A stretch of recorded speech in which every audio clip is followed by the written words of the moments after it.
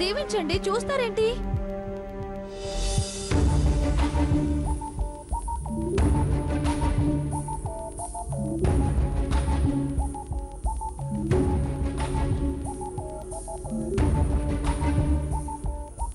కర్మ, ఆశీర్వాదం కూడా చీటీలోనే రాయాలా? నువ్వేదో అంబ పలుకు జగదాంబ పలుకు అంటూ పలికిస్తానన్నావు కదా, పలికించు. వెయిట్ వెయిట్,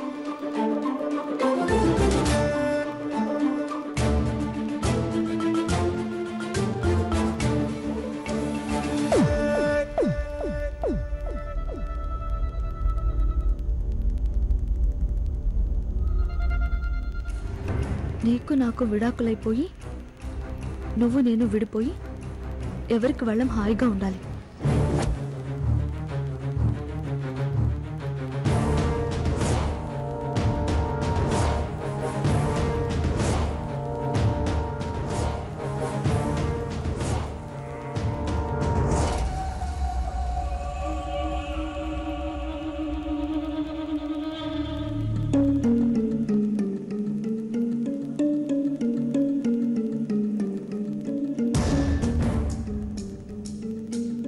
ఏంటండి ఇది? ఏం రాశారు?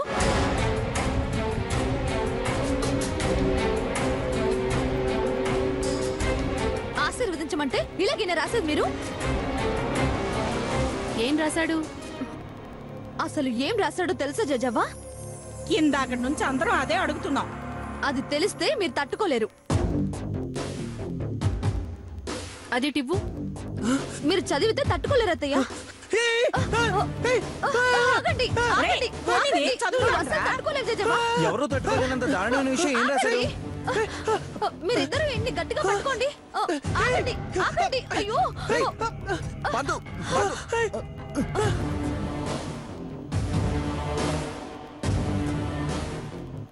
ఏవండి, చదవనా? చదువుతున్నా. చదువు.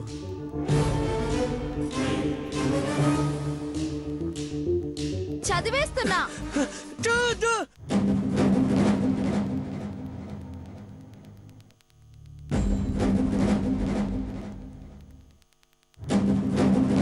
ఏంటి?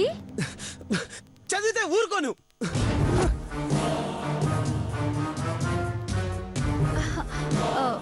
మళ్ళీ అనండి. చదవద్దు, చదవద్దు, చదవద్దు.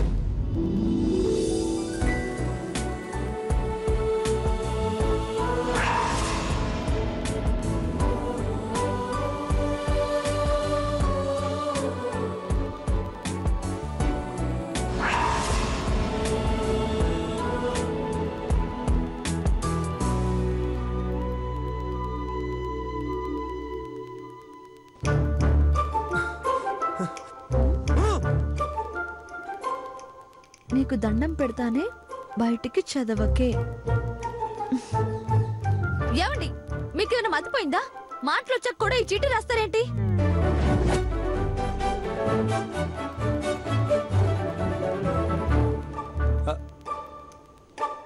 చదవద్దు. నాన్నా పార్థు, నువ్వు మాట్లాడుతున్నావురా? హలో జజవా, ఇప్పుడు ఒప్పుకుంటావా? నేనే గనక పతివ్రతనైతే, నేనే గనక ఇంకోటి తెలియని ఇల్లాలనైతే ఆయనకి మాట తప్పిస్తానని నేను మాటిచ్చాను. నా మాట నిలబెట్టుకున్నాను. సంతోషించావులే. నేను వరలక్ష్మీదేవికి దండం పెట్టుకున్నాను. నా మనవడికి మాట రావాలి అని కోరుకున్నాను, వచ్చింది. అబ్బచ్చా, ఇంకో మాట చెప్పు.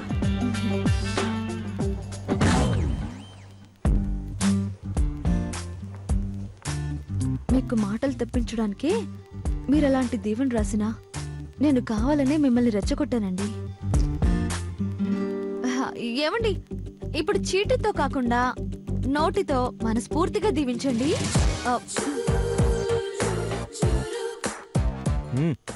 మనస్ఫూర్తిగా దీవించరా? అవును పార్థు గారు, అందరం అమ్మవారి సమక్షంలోనే ఉన్నాం. మీ ఆశీస్సులు అమ్మవారు ఫలించేలా చేస్తుంది కాబట్టి బయటికి దీవించండి. చూస్తావేంట్రా, బాగా గట్టిగా దీవించు. కానీ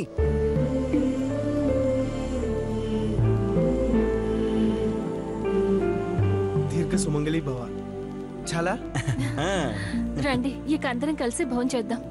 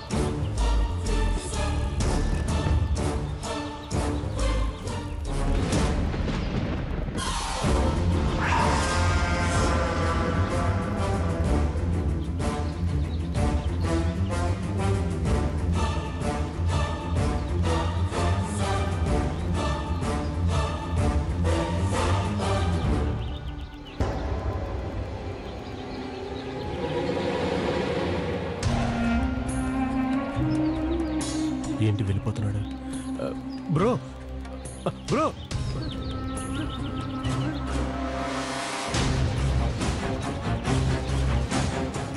బ్రో ఒక్క నిమిషం ఆగండి. Good morning bro.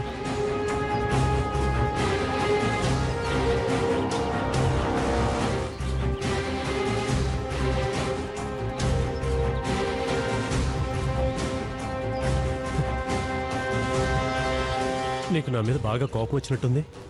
ఓకే, మనిద్దరం ఒక అండర్స్టాండింగ్ వద్దాం. నీ పర్సనల్ విషయాలు నాకొద్దు, నా పర్సనల్ విషయాలు నీకొద్దు. జస్ట్ ప్రొఫెషనల్గా మాట్లాడుకుందాం. ఇవాళ కోర్టు వాయిదా ఉంది, అది గుర్తుందా బ్రో? So what? నేను లేకుండా నీకు ప్రాబ్లం అవుతుంది కదా. నువ్వేమన్నా పెద్ద తోపువా? అది కాదు బ్రో. ముందా బ్రో నీ పిలి పాపు. నీ పెళ్ళి అయిపోయిన రోజే ఆ రిలేషన్ కూడా కట్ అయిపోయింది. ఓకే ఓకే, ఈ బ్రో జనరల్ బ్రో అనుకో. బోడి బ్రో, అసలు ఏం కావాలి నీకు? నీకే నా సర్వీస్ కావాలి. నాకు ఎవడి సర్వీస్ అవసరం లేదు. నేను నీ లాయర్ను బ్రో. నేను నీ క్లయింట్ని కాదు. అంటే కేసుని విత్డ్రా చేసుకుంటున్నావా? నిన్నే విత్డ్రా చేసి పారేశాను. పోనీ మన ఫ్యాక్ట్స్ మాట్లాడుకుందాం బ్రో. నీ కోపం ఎందుకు వచ్చిందో నాకు అర్థమైంది, కానీ ఆ కోపానికి రీజన్ లేదని నీకే అర్థం కావాలి. ఎందుకంటే నేను నా పెళ్లిని వదిలేశాను, నువ్వేమో నీ పెళ్ళాన్ని వదిలేయాలనుకుంటున్నావు. రెండింటికి పెద్ద తేడా ఏముంది చెప్పు? చెప్పు తీసి కొడతా నీతో నన్ను పోల్చావంటే. ఏంట్రా నువ్వు మాట్లాడేది? నీలా నేను నా పిల్లని టార్చర్ చేశానా? ఒకదాన్ని వదిలేసి ఇంకో దాన్ని చేసుకున్నానా? అబద్ధాల మీద అబద్ధాలు చెప్పి అందరినీ మోసం చేశానా? నీలాంటి ఎదవకి నాకు పోలికేంట్రా ఎదవ సన్నాసి. ఏంటి ఎక్కువ మాట్లాడుతున్నావు? నువ్వు మాత్రం అబద్ధాలు చెప్పడం లేదా? నీ పేరెంట్స్ని, మీ ఆవిడ పేరెంట్స్ని మోసం చేయడం లేదా? అందరి దగ్గర నిజాన్ని దాచిపెట్టి సీక్రెట్గా డైవర్స్ తీసుకోవాలనుకోవడం లేదా? ఈ విషయంలో నేను మీ వాళ్లకు ఫోన్ చేసి చెప్తే పెళ్లి మండపంలో నాకు పట్టిన గతే నీకు పడుతుంది. ఇదిగో ఇదిగో తీసుకోరా, తీసుకొని ఫోన్ చెయ్యి, చెప్పాయి మొత్తం చెప్పాయి. తీసుకో. ఎరా బ్లాక్మెయిల్ చేస్తున్నావా? నీ క్రిమినల్ బ్రెయిన్ ని నా మీదే చూపిస్తున్నావా? ఏమనుకుంటున్నావురా నా గురించి? నీ బెదిరింపులకి లొంగిపోయి అవసరం కోసం నీతో అవమానంగా మాట్లాడతాననుకుంటున్నావా? ఎక్కువ మాట్లాడితే నీ మీద కంప్లైంట్ ఇచ్చి బార్ కౌన్సిల్ నుంచి నేను డీబార్ చేయించి నీ మెంబర్షిప్ ని క్యాన్సిల్ చేయిస్తాను. పదరా కోర్టుకి, రా రారా.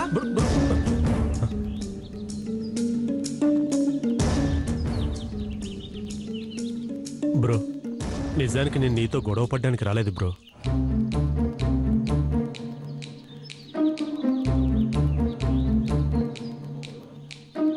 ఏదో నువ్వు రెచ్చగొట్టి నా తప్పులు ఎత్తి చూపిస్తే న్యాచురల్గా నీ తప్పులు ఎత్తి చూపించానంతే.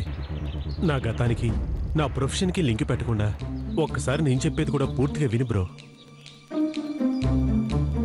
నువ్వు కన్విన్స్ అయితేనే మనం కంటిన్యూ అవుతాం, లేదంటే లేదు. ఛీ! అందితే జుట్టు, అందకపోతే కాళ్ళు. ఏం మనిషిరా నువ్వు? ఛే! అది కాదు బ్రో, నీకు విడాకులు కావాలి. ఈ విక్రమ్తో ఎలాంటి రిలేషన్ అవసరం లేదు. కాసేపు నువ్వు విక్రమ్ పేరు మర్చిపో. నాలోని లాయర్ మాత్రమే చూడు. ఇన్ని రోజులు నేను లాయర్గా ఎన్నో విడాకుల కేసులు గెలిచాను. ఒకటి, ఎక్కువ ఫీజు తీసుకున్నందుకు. రెండోది, తోటి లాయర్ల కన్నా నేనే పుడింగ్ అనిపించుకునేందుకు. ఇప్పుడు నా టార్గెట్ డబ్బు కాదు, పేరు కాదు, నీకు వరోధినితో విడాకులు ఇప్పించడం మాత్రమే.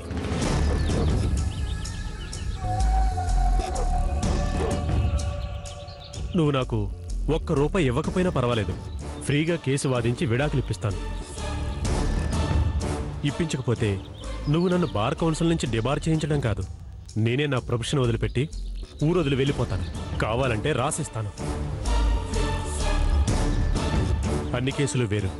వాటిల్లో విడాకులు కోరుకునే వాళ్ళు విడాకులు శాంక్షన్ అయితే సంతోషిస్తారు. కానీ ఈ కేసులో మీకు విడాకులైతే నేనే ఎక్కువ సంతోషిస్తాను. ఆ కుటుంబం మొత్తం నన్ను 100 మంది మధ్యలో నిలబెట్టి తిట్టి కొట్టి గెంటేశారు నన్ను. నా లైఫ్లో నాకెన్నడూ జరగనంత అవమానం జరిగింది. అదే కుటుంబం వరోధిని విడాకులైన సంగతి తెలిసాక కుప్పకూలిపోవాలి. నన్ను అవమానించినందుకు ఈ విధంగా నేను ప్రతీకారం తీర్చుకుంటాను. నా పెళ్లి ఆప్ చేసిన ఆ వరోధిని పెళ్లిని చట్ట ప్రకారం రద్దు చేసి నేనేంటనేది నిరూపించుకుంటాను. ఆ రోజునే నాకు మనశ్శాంతి. వాళ్ళంతా కుళ్ళి కుళ్ళి ఏడుస్తుంటే నా కళ్ళారా చూడాలి. వాళ్ళంతా నన్ను పెళ్లి మండపంలోంచి తరిమేసినట్టు నువ్వు ఆమెను ఇంట్లోంచి నీ లైఫ్లోంచి గెంటేస్తే నడు రోడ్డు మీద నిలబడ్డ వరోధిని చూసి నిన్ను పగలబడి నవ్వుకోవాలి. ఇప్పుడు చెప్పు బ్రో, నేను నీకు లాయర్గా కావాలా వద్దా?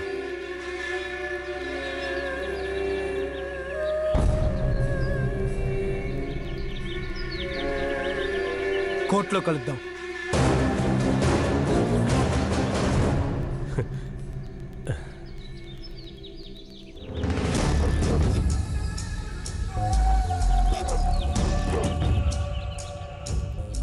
నిన్ను ఎలా ఒప్పించాలో నాకు బాగా తెలుసురా.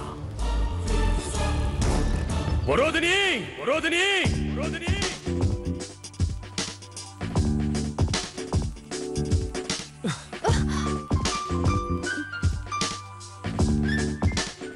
సార్ బాగా హుషారుగా ఉన్నట్టున్నారు. నీతో కలిసి వెళ్ళటం నాకు ఇష్టం లేదు. నువ్వు వెళ్ళు, నేను వెనకాల వస్తాను. ఉన్నదున్నట్టు మాట్లాడితే ఉక్రోసం వచ్చి చెంపదెబ్బ కొట్టారు. పెళ్ళాన్ని కాబట్టి పడున్నాను. అదే పక్కింటి దాన్ని కొట్టి చూడండి, దాని మొగుడొచ్చి పచ్చడి పచ్చడి చేస్తాడు. 4 రోజులు పోతే నువ్వు పక్కింటి దానివే. అప్పుడు ఈ పక్కింటి దాన్ని నేను కొట్టను. అంత ఈజీగా నన్ను పక్కింటి దాని పోస్ట్ లోకి షిఫ్ట్ అయిపోతానా? పోయినసారి కోర్టులో ఏం జరిగిందో ఒకసారి గుర్తు తెచ్చుకో. నేను తెచ్చిన అబద్ధపు సాక్షి, అదే మా వంటవాడు పైడి తల్లి సాక్ష్యం జడ్జి గారు లెక్కలోకి తీసుకున్నారు. నువ్వు కూడా పెళ్లికెళ్ళే తొందరలో పడి అన్ని నిజాలే అని ఇండైరెక్ట్ గా ఒప్పేసుకున్నావు. మర్చిపోయావా? ఇక నిన్నెవ్వడూ కాపాడలేడు కాబోయే పక్కింటి దానా. టాటా. ఇది ఇంటి టాటా. కాసేపు అయ్యాక కోర్టులో కూడా చెప్తా టాటా.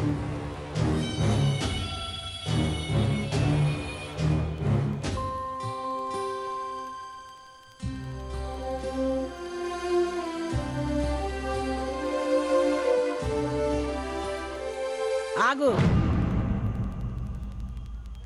ఎక్కడికి?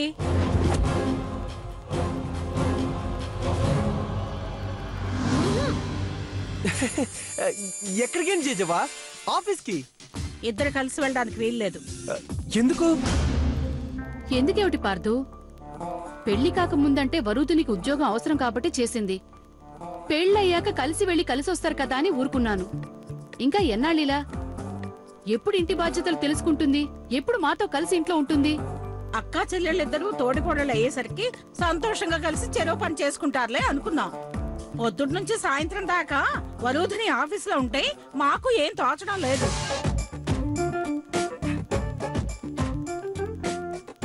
అంటే మీరు నన్ను మిస్ అవుతున్నారా జజవా? Yes my dear Varu, I miss you. I love you too జజవా.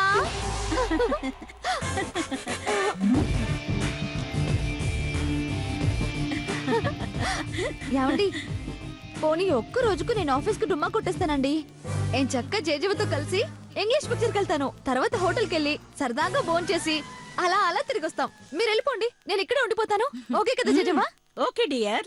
వామ్మో, ఇది కోట్ ఎగ్గొట్టడానికి ఎత్తులేసినట్టుంది. జడ్జి గారు 6 నెలలకో 3 నెలలకో వాయిదా వేశారంటే విడాకులు ఇంకా లేట్ అయిపోతాయి. నో! నో!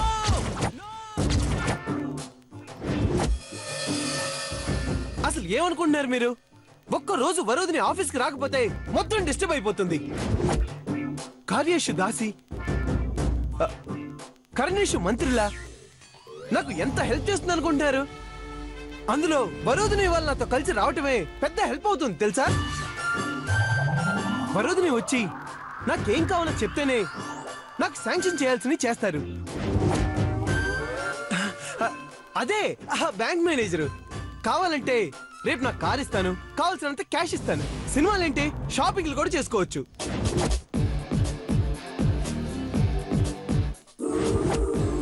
ఇవాళ అస్సలు కుదరదు. నువ్వు రా వరోధిని. జేజవ్వ, ఐ మిస్ యూ జేజవ్వ. I Me miss too, you వరోధిని. I miss you జేజవ్వ.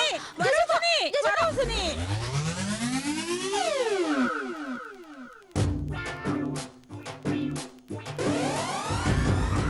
ఏంటమ్మమ్మా అంత సడన్ గా దాని మీద అంత ప్రేమ పొంగుకొచ్చింది? ప్రేమ పాడా, ఆ వంకతో దాన్ని ఆఫీస్ మాన్పించొచ్చు అనుకున్నాను. ప్లాన్ పాడైంది. నీ పిచ్చి గాని వాడు దాన్ని వదిలేసి ఎక్కడుంటాడు చెప్పు? ఏదో ఈ పూటకు అబద్ధం చెప్పి తప్పించుకున్నాడు. అది నిజమేలే. పద, పద. వంట చేసుకుందాం. హ, ఎవరికి తప్పినా మనకు తప్పదు కదా.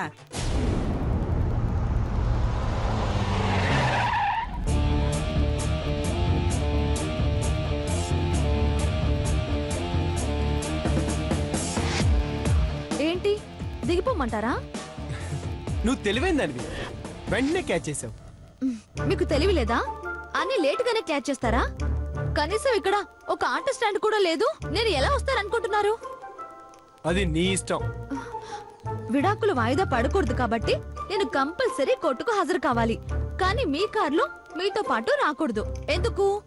పుల్ని మేకని ఒకే గుంజ కట్టేయకూడదు కదా, అందుకు. సంవత్సరం అయింది కట్టేసి. నేనేమైనా మిమ్మల్ని తినేసానా?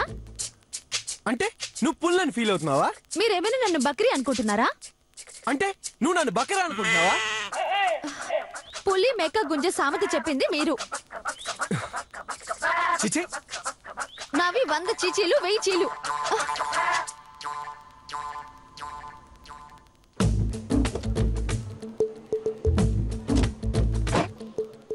ఏయ్, నాకారందన్నావేంటే? మీ పనే పోగానే మీరెవరినైనా ఎగిరి తంతారు కదా. ఇప్పుడు నేను దిగిపోవాలని కారాపారు, నేను దిగిపోయాను. మీకు కల్చర్ ఉంటే, కామన్ సెన్స్ ఉంటే, హ్యూమానిటీ ఉంటే ఒక ఆడపిల్లని ఆటో స్టాండ్ కూడా లేని చోట దింపరు. ఇంట్లో తెలిస్తే బాంబు పేలుతుంది కాబట్టి నేను ఇంట్లో చెప్పకూడదు. నేను కోర్టు ఎగ్గొడితే విడాకు లేట్ అవుతాయి కాబట్టి నేను ఖచ్చితంగా హాజరు కావాలి.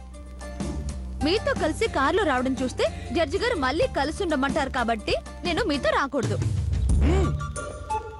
జీవితంలోంచే గెంటేస్తారు, కారులోంచే గెంటేస్తారు. తలుచుకుంటే కోర్టు బోన్లో నిలబెడతారు, అక్కర్లేదనుకుంటే నడి రోడ్డు మీద నిలబెడతారు. అసలు మీరు మనిషిలా ప్రవర్తిస్తున్నట్లు కనీసం మీకైనా అనిపిస్తుందా? తల్లి, నడు రోడ్డు మీద క్లాస్ ఏంటి తల్లి? లేకపోతే స్టేజ్ ఎక్కి టెంట్ వేసి చైర్ వేసి మైక్ పెట్టి క్లాస్ పీకమంటారా? ఏం అక్కర్లేదు, కారు ఎక్కు. చచ్చిన ఎక్కను. మాకు సెల్ఫ్ రెస్పెక్ట్ అనేది ఉంటుంది. కోడి కారు, దొక్కు కారు ఏయ్, మాకేం అక్కర్లేదు. చేసిన తప్పులు ఒకటి చెప్తే తప్ప తెలుసుకోకూడదు. ప్రతి వాడికి ఆత్మసాక్షి అనేది ఒకటి ఉంటుంది, దాన్ని అడగాలి. ఎహె, అరవకో. నడు రోడ్డు మీద ఏంటి పంచాయితీ? ఏంటి, నడి రోడ్డు మీద నేను పంచాయతీ పెట్టానా? అసలు ఏమైనా అర్థం ఉంటే మాట్లాడుతున్నారా? నడి రోడ్డు మీద దింపేసింది మీరని మర్చిపోయారా? ఇదే నా ప్లేస్ లో ఏ లో క్లాస్ పెళ్ళామో ఉండుంటే దోసెడు దుమ్మెత్తి మీ మీద, మీ కారు మీద పోసేది. నేను కాబట్టి డిగ్నిఫైడ్ గా దిగిపోతున్నాను. ఇంకా ఉన్నారేంటి? మీ చార్టర్డ్ ఫ్లైట్ ఎక్కి వెళ్ళిపోండి. వెళ్ళండి.